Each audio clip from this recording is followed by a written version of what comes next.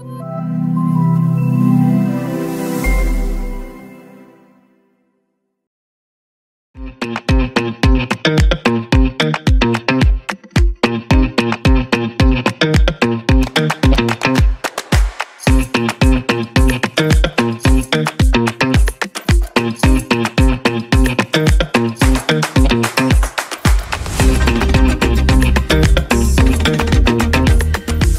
Sobat Invest, jumpa lagi di podcast DPM PTSP Kaltim. Kali ini kita telah hadir bersama Bapak Kepala Dinas Penanaman Modal dan Pelayanan Terpadu Satu Pintu DPM PTSP Kabupaten Berau, Bapak Nanang Bakran. Ya. Selamat sore Pak Nanang. Sore. Sehat selalu Bapak. Alhamdulillah. Pak Nanang mohon izin Pak, sampai kita di Berau ini cukup potensial ya Pak. Sejauh ini berjalan kita menyimak beberapa media ini membahas mengenai potensi dan juga peningkatan investasi Pak di Kabupaten Berau. Pak Nanang mohon izin Pak, kalau boleh berkenalan seorang Pak Nanang Bakran ini yang sangat luar biasa memimpin DPM PTSP ini, kira-kira kalau boleh bercerita sudah berapa lama Pak Bapak berkarir di dunia pemerintahan ini Bapak? Ya, bismillahirrahmanirrahim. Assalamualaikum warahmatullahi wabarakatuh. Waalaikumsalam. Saya PNS di tahun 90-an lah. Cukup lama.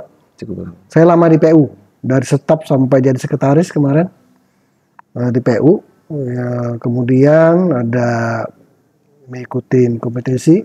Alhamdulillah kemarin juga awalnya jadi eselon 2 itu di Bapalitbang. Kemudian di DPM TSP nih Kabupaten Berau baru berapa bulan nih? Belum ada setahun nih. Belum ada satu tahun Bapak. Luar biasa sekali. Tapi banyak media-media yang mengulas mengenai kesuksesan seorang Pak Nanang Bakran ini, Pak. Kalau boleh tahu, Pak, capaian investasi di Kabupaten Berau ini mohon izin sejauh mana berjalan, Pak, di triwulan 3 2023 ini, Bapak? Alhamdulillah, dari target yang disampaikan kepada kami untuk Kabupaten Berau itu sekitar 4,5 triliun. Di terakhir ini triwulan ketiga ini sudah mencapai 73,3%. Kami yakin di triwulan keempat terakhir nanti akan mungkin lebih dari 4,5. Nah itu yang ini kiat-kiatnya memang kita selalu turun ke lapangan bersama teman-teman nih bidang yang menangani yaitu penanaman modal, perusahaan-perusahaan yang ada di Kabupaten Berau. Alhamdulillah mereka cukup aktif, kami juga aktif ke lapangan sama-sama saling berkolaborasi. Capaian ditargetkan insya Allah akan tercapai. Luar biasa. Artinya di triwulan 3 sudah mencapai hampir lebih kurang 73% ya Pak? Ya. Luar biasa. Sehingga nanti akan insya Allah mencapai di angka 4 triliun lebih. Luar biasa. Pak Nanang mohon izin Pak, kira-kira sektor apa saja Bapak yang lebih dominan atau dominasi dari capaian 73% itu Bapak? Pada dasarnya sih di sektor pertambangan dan perkebunan. Itu yang dominannya karena memang untuk ciri khasnya Kalimantan memang sektor pertambangan ini yang memang dominan sekali. Tetapi kedepannya kami sudah melirik yang lain nih. Misalnya pariwisata juga karena alhamdulillah Kabupaten Berau ini dari semua kota dan kabupaten di Kalimantan Timur cukup potensial sekali pariwisata yang ada di Kabupaten Berau. Nah ini yang kami coba kembangkan, memang masih dalam tahap pengembangan nih. Karena pariwisata ini sangat menjanjikan, multi efeknya itu sangat luar biasa. Nah, begitu ada kegiatan pariwisata, kemarin-kemarinnya waktu ada Jazz Maratua Jazz, alhamdulillah kita akan libatkan beberapa OPD, kami juga tim dengan kami paksa mereka itu berkolaborasi. Misalnya dari perdagangan, UKM-UKM-nya bisa jalan, alhamdulillah. Dan ada satu statement, ada juga dari masyarakat nih asli.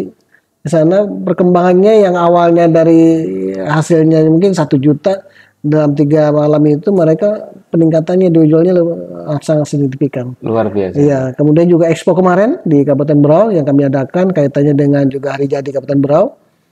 Kemarin di bulan Oktober, alhamdulillah berjalan dengan baik, sukses. Itu juga seperti itu. Jadi melihat untuk beberapa event-event itu sangat perlu di daerah-daerah, bukan hanya di Kabupaten Berau, untuk meningkatkan investasi di Kabupaten Berau. Artinya dengan adanya event itu multiplier effect ya Pak? Termasuk expo yang diselenggarakan oleh DPM PTSP kemarin ya Pak? Luar biasa sekali. Pak Nanang mohon izin Pak, adakah Pak rencana program karena melihat kebelakang ini sukses sekali ya Pak dengan event Expo dan juga Maratua Jazz. Ada nggak Pak rencana di tahun 2024 untuk kegiatan yang sekiranya bisa lebih multiplier efek lagi Pak? Iya, memang ada beberapa samping ada rencana yang kegiatannya sebelumnya itu akan dikembangkan. Kemudian juga ada beberapa memang rencana kita ke depan itu karena kita sudah belajar melihat bagaimana event-event ini sama mempengaruhi. Nah ini kan dengan potensi kami mungkin nanti ke depannya itu di bidang pariwisata, mungkin tur wisata, industri wisata kami kembangkan. Kami juga punya potensi alam, misalnya biduk-biduk sampai Teluk Sleman. Mungkin ke depannya inginnya sih pengen ada event secara nasional internasional running. Nah itu yang sangat menjanjikan karena memang kami mempunyai potensi alam, kemudian juga divingnya oke. Kemarin juga harapan kami sih bukan hanya kegiatan-kegiatan ini bukan hanya tingkat nasional, bahkan ke tingkat nasional kami akan usahakan bisa mencapai karena memang ada beberapa seperti Sisel itu sudah mengembangkan di Maratua itu rencananya untuk membangun suatu resort yang kelas-kelas dunia lah. Nah itu rencana seperti itu. Oke, baik. Sel Maratua ini termasuk agenda rutin tahunan ya Pak itu Pak? Jazz Maratua. Maratua Jazz. Maratua Jazz ini sebenarnya tahunan. Kita sekitar tahun 2015. Oh, baik. Awalnya. 2015 ini efeknya apa? Infrastruktur yang di Maratua itu langsung diperhatikan oleh pusat. Dulu antara desa itu kita sudah sekali harus pakai kapal kotak, tetapi dengan sekarang ada Maratua Jazz itu ada beberapa pejabat-pejabat pusat itu memperhatikan karena juga kita isukan dengan Pulau Maratua itu daerah terluar itu fokus memperhatikan di Maratua sehingga dibuatlah jalan infrastruktur antara desa dengan desa yang lain. Sekarang aksesnya enak jalan darat. Infrastruktur pendukung itu. Ya itu pakai ke situ ya. Itu sebenarnya yang harus kita kena. Kemarin sih sebenarnya pinginnya di Maratua Jazz kemarin ini bisa adalah dari pusat mungkin pejabat-pejabat pusat sibuk dengan akhir tahun jadi nggak sempat ya. Alhamdulillah jalan sukses kemarin, alhamdulillah. Dan kita dengan masyarakat juga cukup responsif. Ya, responsif. Kalau mereka juga senang dengan acara-acara karena apa? Karena itu memang salah satu pulau terluar di Indonesia yang berbatasan langsung dengan negara Filipina. Mohon izin kalau secara akses misalkan dari Kota Samarinda atau Balikpapan ya Pak ke Maratua itu lebih kurang kalau dari Tanjung Redep berapa lama Bapak? Sekitar 12-14 jam lah. Ini di kendala kami nih. Bagaimana kami terobos juga masalah moda transportasi ini karena terlalu mahal. Betul. Keluhannya memang mahal. Mungkin tadi dari Samarinda kita satu pulau aja begitu naik pesawat kan agak berat nih karena terlalu berat. Ya mudah-mudahan ini bisa diperhatiin lah. Betul. Karena ini kewenangan kami terbatas daerah. Kami juga perlu bantuan dari provinsi, dari pusat bagaimana memperhatikan. Karena kaitannya ke depan ini dengan isu-isu kayak IKN nih. Betul. IKN ini ya berapa ribu orang yang perlu rekreasi segala macam.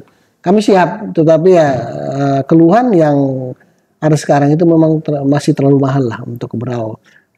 Usaha-usaha yang untuk menekan ini sebenarnya sudah ada usaha dari pimpinan kami daerah sendiri, ada kerjasama dengan Bali segala macam. Itu mengadakan B2B gitu kan, Bali Berau. Itu ya tuh. Tagline-nya seperti itu. Tapi belum ini lah. Tapi sudah tergaung, tapi belum terekspos. Gitu. Caranya gitu, B2B. Dan kemudian juga Balikpapan ini sebagai daerah yang memang transit. Nah, ini kita akan coba nanti berkolaborasi dengan daerah Balikpapan. Kebetulan ini dinas pariwisatanya ini teman nih, Bu Ratih. Oh, baik. Nah, nanti kami akan bicarakan seperti apa agar orang yang ada di Balikpapan bisa langsung ke sini. Bisa langsung ke Berau. Tapi ya ini masalahnya itu sebenarnya. Masalahnya transportasi kita masih sangat mahal. Jalan darat pun terlalu jauh, dengan infrastruktur juga masih kurang maksimal. Baik. Tetapi alhamdulillah dari provinsi maupun dari pusat itu membantu infrastruktur yang ada sudah jalan, maupun di daerah pesisir kami juga punya Kaniungan, Pulau Kaniungan, Biduk-Biduk, Labuan Cermin, Teluk Sumbang itu sangat indah sekali. Nah ini sudah alhamdulillah ini sudah agak nyaman lah dilewati. Betul. Nah kaitannya dengan antar daerah ini. Antar daerah, kami di daerah paling luar di Kalimantan, di paling utara di Kalimantan Timur, akses kami masih jauh. Sehingga mungkin nanti berkolaborasi dengan Kutim, di situ ada objek wisata apa, jadi kita kolaborasikan nanti mampir dulu. Gitu. Jadi ada paket wisata IK-nya seperti itu. Oh, baik, Bapak. Bukan hanya Berau aja, tetapi kabupaten-kabupaten lain juga bisa menyambung ya, Bapak, menjadi paket tur wisata. Jadi tur wisata itu yang masih kami garap, yang masih kami rencanakan seperti itu. Baik. Pak Kadis mohon izin, tapi sebenarnya kalau bicara ke Maratua itu sudah ada ya Pak pesawat untuk ke titik Maratuanya langsung ya Pak? Kemarin alhamdulillah Maratua Jazz di tahun ini dibuka oleh Sekprop. Kemarin beliau juga ada tamu-tamu dari Deputi Kementerian Pariwisata. Mudah-mudahan bisa terwujud, ini ada rute dari Berau langsung Maratua. Nah itu ya diusahakan, mudah-mudahan bisa terwujud lah. Baik. Ya, sehingga mempermudah akses untuk ke Maratua, karena selama ini memang sudah ada, tetapi jarang gitu. Ada jadwal tertentu. Ini kan selama ini kan lewat speed. Nah, kalau sudah zaman ber itu, bulan-bulan ber itu agak gelombang. Agak gelombang tinggi ya Pak? Ya, gitu. Itu dengan speed juga lebih kurang jarak tempuh sekitar 10 jam ya Pak? Wah, enggak lah. Kalau speed, sekitar 2 jam. 2 jam Pak? Ya, 2 jam, ya. Jadi dari Tanjung Redepnya situ ya Pak? Ya, dari ini.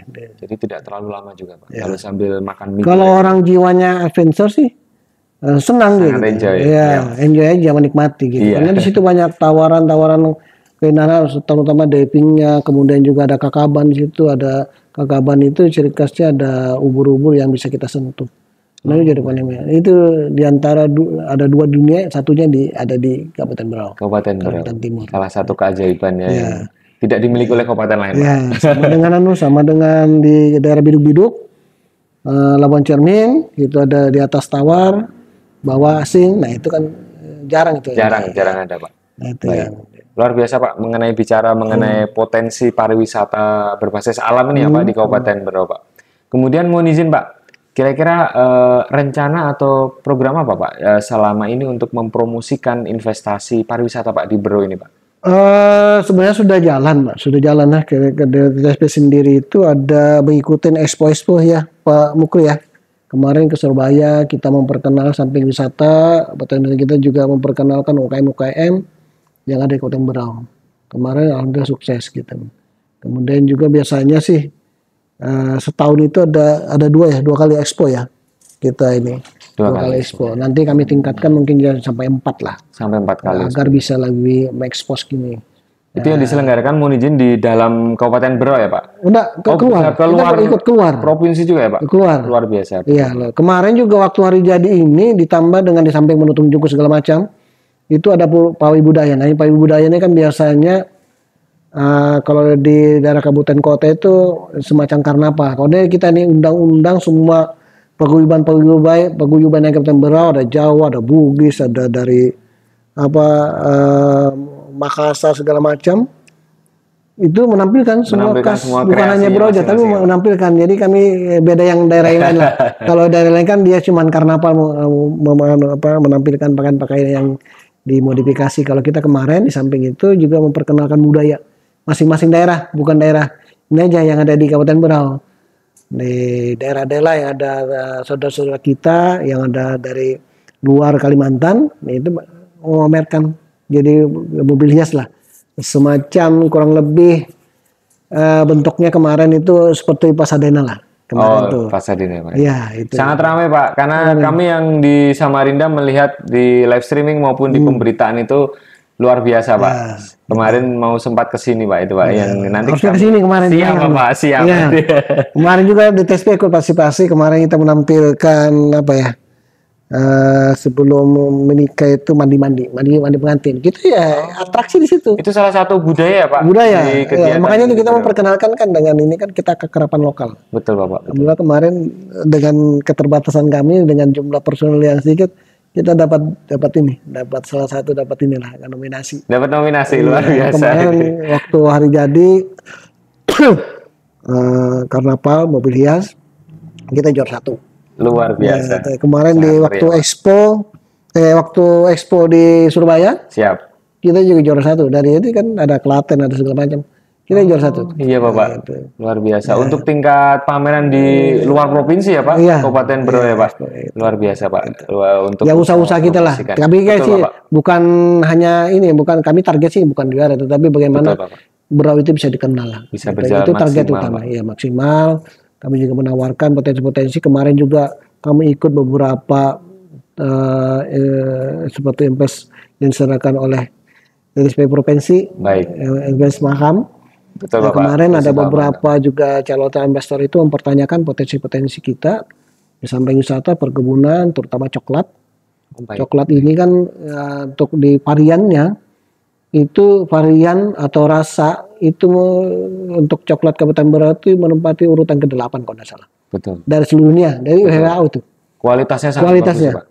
Juga ternyata waktu kami ngobrol-ngobrol salah satu pengrajin coklat yang di Bali, bahannya dari sini gitu. Dari Berau juga ya, Dari Pak? Berau. Itu yang kita sayangkan karena memang kita hanya bisa menghasilkan produk yang masih mentah, tapi diolahnya Di luar Berau. Kan di luar Kalimantan Timur ya, Pak? Iya. Bukan hanya Bali, sebenarnya ada beberapa ini ternyata dari Malang itu dari sini juga gitu. Luar biasa. Saya juga heran dari Jogja pun dari sini. Kan gitu ya. Iya, Dia Pak. nanya gimana? Loh, jangan dari Berau itu di sini ya? Iya, Pak. Gitu. Ini yang kemudian nanti mungkin ada rencana pengembangan ya Pak untuk produksi coklat berada di Berau ataupun pengembangan Ya. di coklatnya sini Pak, perkebunan coklatnya atau bagaimana Bapak?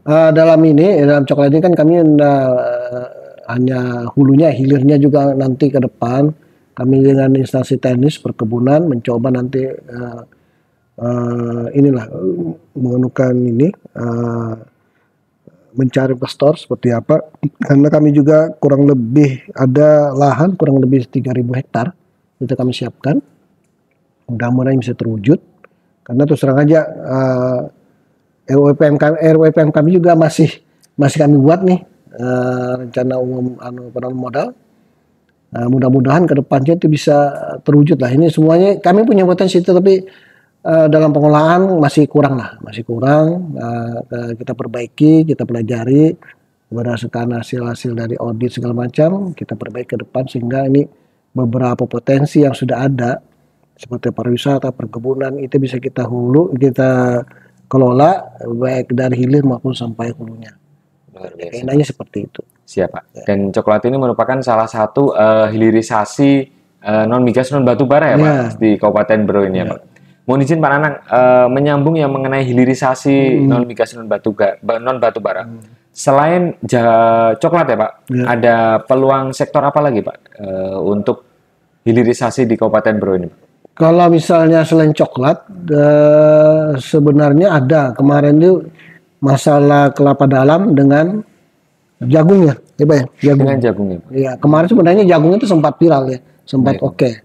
Tetapi kan kemarin itu memang ada permasalahan karena sawit ini terlalu gitu. Kalau ini nanti kita buatkan regulasi seperti apa, yang lahan-lahan pertanian seperti apa, karena ada perubahan fungsi lahan itu yang kita PR kami di Kabupaten Berau seperti itu. Siap Pak. Ya. Yang nantinya ini akan diperkuat oleh regulasi daerah ya Pak itu luar biasa. Pak Nanang mohon izin Pak. Kemudian karena untuk kemajuan Kabupaten Berau ini ya Pak di tahun 2023-2024 ini Pak, sejauh mana berjalan Bapak mengenai pelayanan perizinan yang berada di Kabupaten Berau ini Bapak? Saya masih baru sini ya, tapi dari beberapa informasi teman, alhamdulillah sudah jalan, sudah menerapkan sistem OSS.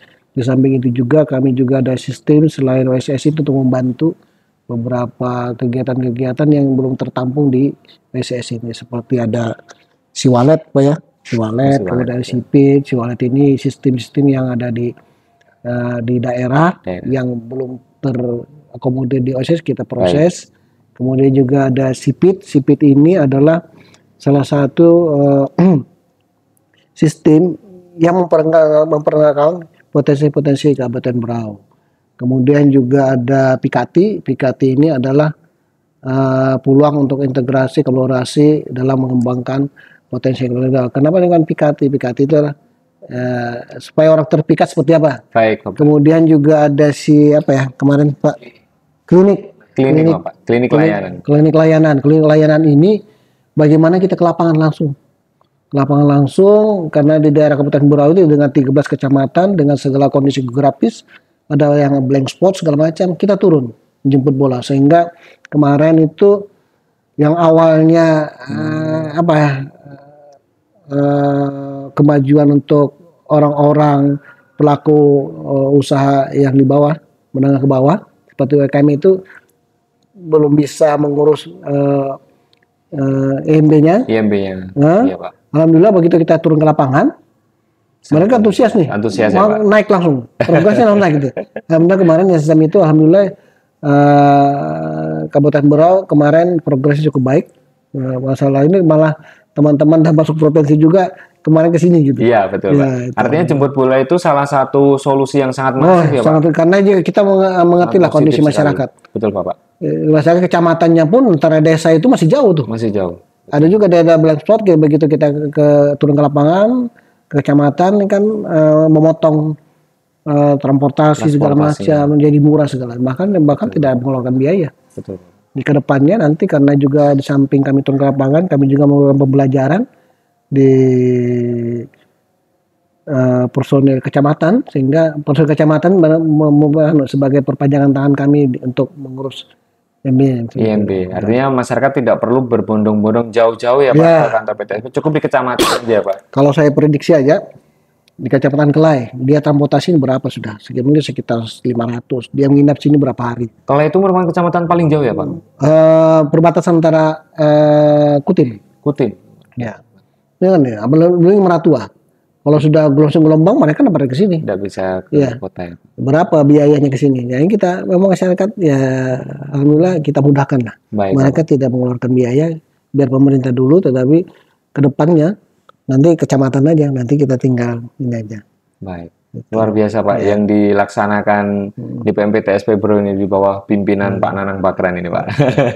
Pak Nanang mohon izin Pak, menyambung mengenai kegiatan DPMPTSP Kabupaten Berau Pak.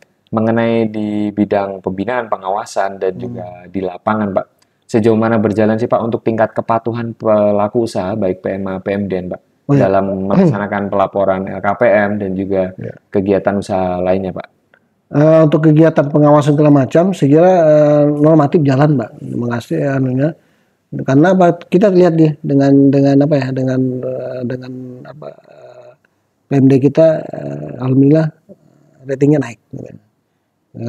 Juga keinginan mereka ke sini mengurus tanpa kami ke sini, mereka sini juga naik gitu. Naik juga ya, kesadaran mereka gitu. Jadi kita memang melakukan pendekatan yang humanis lah kepada mereka, bagaimana pentingnya, karena awal-awalnya memang agak repot sebetulnya. Agak repot, Pak. Agak repot gitu. Tapi begitu kita sampaikan bahwa ini bukan ini, ternyata mereka yang kesini malah. Mereka yang aktif. Yang di sini Pak. Gitu, Pak. Luar biasa. Pak Nanang, kemudian kalau untuk kajian-kajian seputar investasi Pak yang telah berjalan di Berau ini apa saja Pak? Mungkin berkaitan dengan kayak hilirisasi ada Pak, kajian coklat mungkin, jagung gitu Pak? Atau sebenarnya masih jalan semua Pak, sebenarnya untuk kajian-kajian ini, kajian-kajian potensi-potensi yang sektor-sektor yang memang kami unggulkan, termasuk juga wisata juga masih kami kajian Pak, karena memang beberapa regulasi-regulasi juga perubahan-perubahannya ada, kemudian juga sistem organisasi juga berubah. Tahun ini baru berubah. Makanya itu agak menyesuaikan kami dulu. Gitu. Tapi dengan OPD yang terkait, seperti yang langsung dengan teknisnya, di perguruan itu sudah melakukan kajian-kajian. Gitu. Nah, nanti kami kami koordinasikan seperti apa. Ada beberapa instansi-instansi yang memang langsung berhubungan dengan perusahaan-perusahaan atau dengan masyarakat secara langsung. Mereka sudah ada kajian-kajiannya. Tinggal kita juga ada kajian ya Pak ya. Kajian-kajian kita sudah menyusun ini peta potensi yang ada di Kabupaten Berau, nanti kami kolaborasikan dengan apa yang ada di OPD teknis. Luar biasa ya Pak. Jadi kajian-kajian itu terus berjalan seiring dengan perubahan nomenklatur ya Pak. Ya. Lebih tepatnya nomenklaturnya dinas ini berkaitan dengan fungsional, jabatan fungsional yang harus mempengaruhi itu. Iya betul Pak. Di provinsi sama juga Pak. Sedang repotnya itu Pak. Kemudian mohon izin Pak, dengan banyak inovasi tadi ya Pak, si wallet, si pit, kemudian juga ada jemput bola ke kecamatan Pak. Itu untuk melihat inovasi-inovasi itu masyarakat sangat mudah ya Pak, dengan melihat website, kemudian online, aplikasi. Sangat mudah sekali. Kita kan nih, semua kita memang kita juga secara manual ada. Begitu nanya, tapi kita arahkan, tetap kita arahkan lewat sini. Gitu. Ternyata kemarin ada beberapa masyarakat yang masih tahunya masih manual nih. Begitu kita arahkan, kita bimbing, ya mereka lebih mudah. Siapa Pak? Gitu. Artinya sosialisasi juga masif ya Pak dilaksanakan. Kadang-kadang sosialisasi ini sampai di tingkat pengusaha-pengusaha muda. Luar biasa. Gitu, yang KPKP kemarin itu kita berkoalisi dengan Dispora, Dinas Pemuda dan Olahraga, itu kita diundang sebagai narasumber. Baik. Ya, memberikan seperti apa sih. Ternyata mereka dulu ketakutannya, asumsinya kan setiap kita membuat izin usaha itu pasti ada pajak. Ada pajak. Ada kita sampaikan kriteria dan nyampe, oh ya, paham aja. Nah itu yang perlu memang kolaborasi seperti itu, sosialisasi. Kami juga dengan Dinas Kesehatan, bahkan dengan Basnas, nah, kita sering ini kolaborasi dengan kegiatan-kegiatan yang ada di TSP. Luar biasa sekali ya Pak. Artinya sangat masif sekali ya Pak kegiatan itu, kolaborasi antar OPD untuk membangun kesadaran masyarakat itu ya Pak. Pak Bakran, kemudian mohon izin Pak, mengenai kemitraan UMKM Pak, sejauh mana Pak menggeliat kegiatan usaha berbasis UMKM ini di Kabupaten Berau ini Pak? Apalagi kolaborasi dengan usaha besar Pak. Mungkin mohon izin bisa sedikit. Ya, kalau di secara TSP ini belum terdata dengan ini, tetapi OPD-OPD teknis langsung, misalnya perkebunan, saya sebutkan ini, begitu ada perkebunan, misalnya kelapa sawit, mereka akan bermitra dengan masyarakat setempat di masing-masing daerah, UMKM-nya jalan. Bahkan di sini kurang lebih kalau kami data kemarin waktu Expo itu, yang masuk ke dalam roder kami itu hampir 300 UMKM. 300 yang itu baru forumnya, belum anggotanya lagi. Nah itu yang memang UKM ini kami dorong dari daerah Kabupaten Berau, sangat mendorong UKM yang ada di Kabupaten Berau, karena kemarin habis COVID itu ternyata ada hikmahnya juga kemarin tuh. COVID itu mereka sih berkumpul karena jarang keluar, kumpul punya ide membuat ini ya. Jadi waktu habis COVID mereka berusaha. Betul. Gitu. Dan kami juga sangat dibantu oleh beberapa perusahaan yang memang berkomitmen untuk pengembangan UKM yang ada di desa-desa kami lah, terutama. Termasuk bukan UKM aja, bahkan peningkatan SDM pun mereka bina. Baik. Ini ada pembinaan UMKM juga ya Pak di Kabupaten Berau ini. Luar biasa. Baik Sobat Invest, kita telah berada di penghujung perjumpaan bersama Pak Kepala DPMPTSP, Bapak Kepala DPMPTSP Kabupaten Berau, Pak Nanang Bakran. Mohon izin Bapak, kira-kira pesan-kesan terhadap kegiatan investasi atau DPMPTSP di Kabupaten Berau secara menyeluruh seperti apa Bapak? Saya kira sudah baik ya, cuma perlu dikembangkan lagi. Kita harus juga siap dengan perubahan iklim usaha. Kita harus juga mempersiapkan daerah kita, terutama juga kalau merasakan sih, saya juga belum lama di sini, masih belajar. Ternyata investor itu harus ada jaminan juga.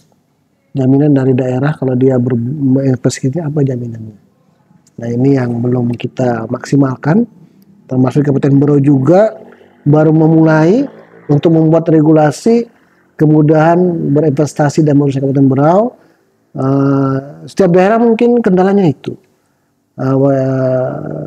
Dia cuma ngundang, tetapi yang ditawarkan apa gitu? Jaminan untuk pengusaha-pengusaha investor itu agar dia memang percaya dia berusaha ini akan berhasil segala macam, itu harus mereka ketahui juga. Kemarin seperti di waktu kami ikut PKN sih, waktu di Malaysia itu punya gitu. Karena dia namanya MIDA itu dia seperti aja, broker aja. Dari awal investor masuk didampingi sampai mendirikan sampai jadi perusahaan, dia ada di situ. Gitu. Nah itu yang penting. Tetapi saya kira kita bisa ke sana, melangkah ke sana dengan memang harus komitmen. Perlu komitmen kita. Namun sih tidak ada kepentingan apa-apa gitu. Insya Allah itu bisa jalan lah. Depannya. Itu aja. Siap Pak. Ya. Barangkali atau ada hal yang curhat yang mau disampaikan Pak? Barangkali Pak. Curhat saya itu ya saya tadi. Oh gitu Pak. Perlu bantuan lah. Kami masih di daerah ini karena menghadapi DKN. Kami juga bukan daerah yang ini. Kami juga kami punya potensi, tetapi ya mungkin kita juga provinsi banyakin pelatihan. Pelatihan ya Pak? Pelatihan. Baik secara SDM maupun di kegiatan terutama lain. SDM, kemudian juga perlu bantuan lah. Misalnya kami juga terus terang aja untuk menuju pelayanan prima ini masih jauh. Kami juga Bapak lihat aja keadaan di TSP Kabupaten Berau. Kami mungkin sekitar 70 Pak ya. Itu pun sudah nyampur dengan P3K. Nyampur, kemudian juga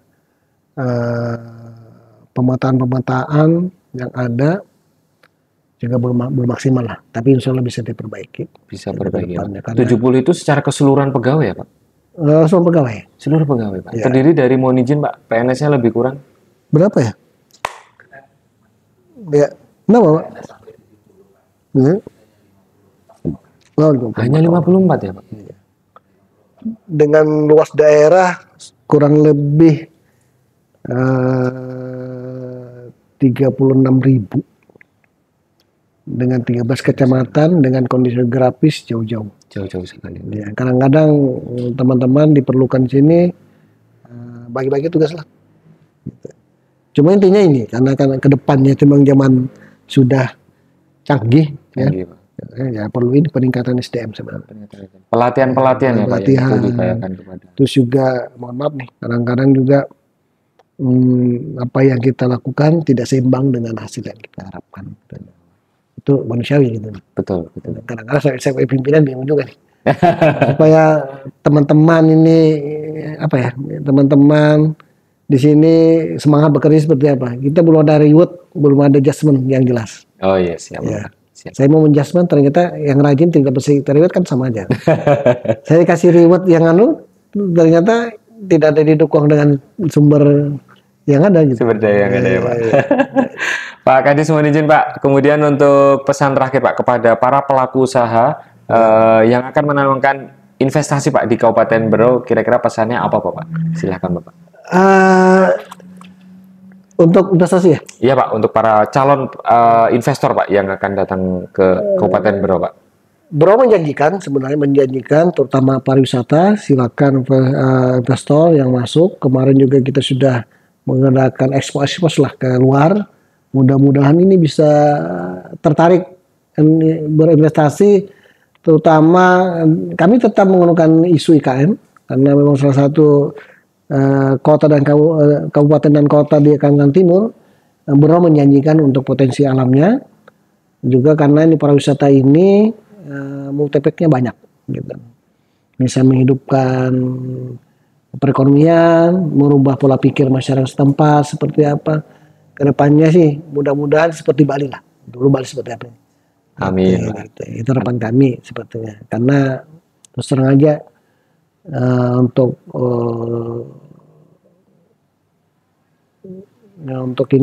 daerah Kalimantan pada umumnya khususnya Berau masih didominasi oleh pertambangan. Itu hampir 70%. Gitu. Tapi ya mudah-mudahan ini bisa tergantikan lah. Baik. Tergantikan dengan industri pariwisata yang lain-lain. Kami juga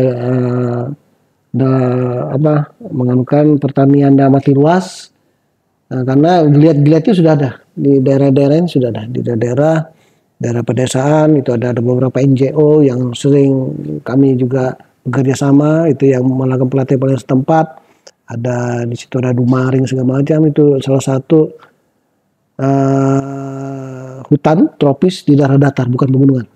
Dumaring itu dengan jenis pohon-pohonnya masih terpelihara. Kalau misalnya dari Samarinda lewat Sangkulirang masih lewat situ. Itu ada base camp segala macam. Kami banyak sebenarnya, cuman belum kami bisa expose seluas-luasnya. Siap. Karena memang keterbatasan ini kami juga perlu mitra, namanya investor. Gitu. Kalau misalnya pingin tahunya ya silakan ya buka di Google seperti apa, mau Labuan Cermin seperti apa, mau Kadiungan seperti apa. Sudah banyak referensinya yang cantik-cantik ya Pak itu Pak. Memang banyak, bukan ini makan itu ada Danau Sigending. Gending ini tempat. Nah ini baru nih Pak, Danau Sigending ini Pak. Danau Sigending itu sebenarnya tempat makannya penyu, bukan kenyal. Jadi cuma makanannya di situ. Kalau mau lihat penyu yang sebesar lebih dari kursi itu segini di situ. Ada di situ, Pak. Ada di situ. Dan itu enggak dalam dia. Dan itu habitat alam yang asli ya, Pak? Iya, asli. Bisa lihat masih. Banyak sih sebenarnya, bekantan segala macam, tarakan itu kan ambil dari sini sebenarnya. Bekantannya itu, Pak? Iya. Kita belum sekarang ini masih bergerak di sektor yang kecil-kecil, hutan mangrove segala macam. Oh iya. Ya. Sehingga nanti sukses ya Pak dengan B2B-nya itu Pak. Bali to Bro ya Pak. Ya. Bali to Bro luar biasa Pak. Itu kemarin tagline-nya waktu ketemu wakil gubernur, bupati kami ketemu wakil gubernur di Bali. B2B, Bali to Bro. Oke, siap. Mudah-mudahan bisa jalan lah. Siap Bapak. Tinggal UPD teknisi seperti apa. Siap Bapak. Kami yakin pasti akan berjalan dengan maksimal Pak di DPMP TSP Kabupaten Berau, Pak Nanang Bakran dan juga seluruh tim yang ada Pak. Baiklah, sampai di perjumpaan akhir kita podcast DPMP TSP Kaltim bersama Bapak Kepala Dinas Penanaman Modal dan Pelayanan Terpadu Satu Pintu Kabupaten Berau Pak Nanang Bakran. Terima kasih Bapak atas waktunya. Terima kasih Pak. Selamat sore, sehat selalu. Baiklah, Sobat Invest, perjumpaan kita di podcast DPMP TSP Kaltim kali ini mengenai potret investasi di Kabupaten Berau bersama Pak Kadis DPMP TSP Kabupaten Berau, Pak Nanang Bakran. Sampai jumpa di perjumpaan podcast DPMP TSP Kaltim berikutnya. Salam investasi.